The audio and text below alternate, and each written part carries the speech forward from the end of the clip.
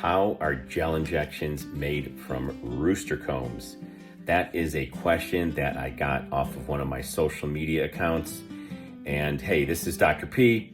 Got a problem with your knee? Call Dr. P. So hyaluronic acid injections are those, quote, gel injections that you hear a lot of people talk about.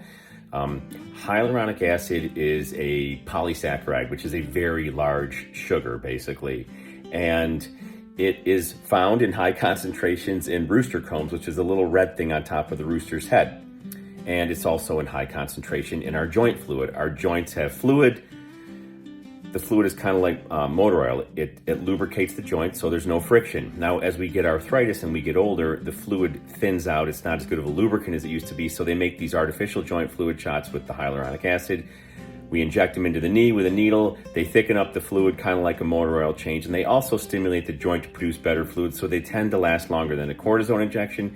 They don't last as long or work as well as PRP, platelet-rich plasma, or bone marrow aspirate cells, which have stem cells and other cells that help the stem cells. But to answer that question, how is the hyaluronic acid purified and made from the rooster combs? Well, first of all, I looked it up. There's no particular chicken or rooster breed that's better than any others from what I could find. When they harvest the chicken, they harvest the rooster combs. The rooster combs get minced up, they get prepared. You want more surface area, and then they put some enzymes in there. Enzymes digest and break down the big pieces into small pieces. Then it is filtered to get all the solids out, and then it's purified chemically. That's probably the most extensive step that needs to go into this, is the chemical purification.